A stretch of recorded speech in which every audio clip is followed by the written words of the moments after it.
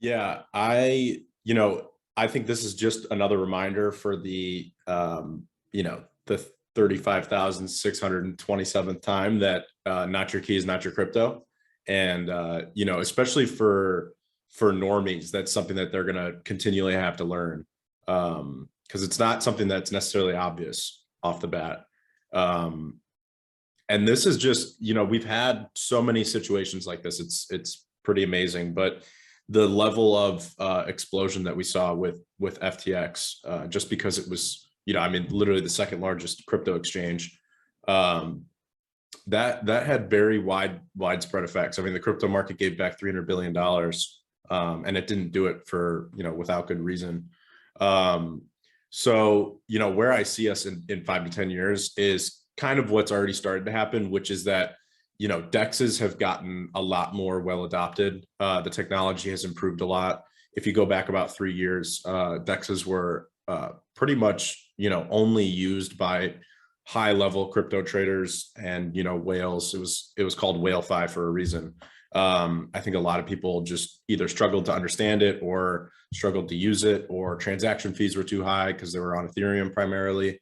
So a lot of things have happened in the last 3 years to make it easier to use DEXs and more feasible for the average person.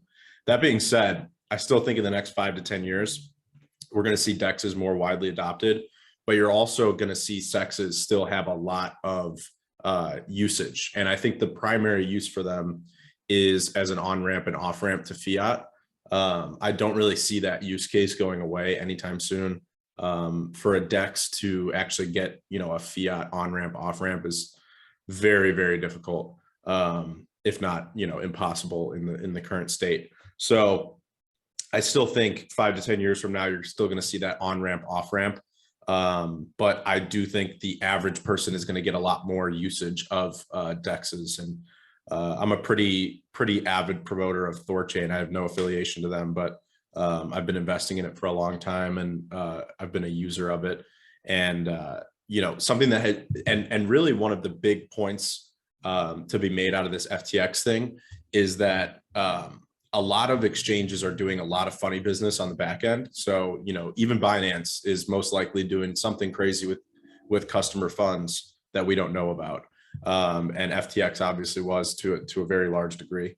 And the cool thing about decentralized exchanges is that you can have provable solvency. You can see exactly where money is, where it's going, who's getting it. It's all verifiable on chain. When you start to get into a centralized exchange, that's where things are on their own internal books. They're not on the blockchain in a lot of different cases. So they can move money around, they can shuffle it around, and we don't know what they're doing.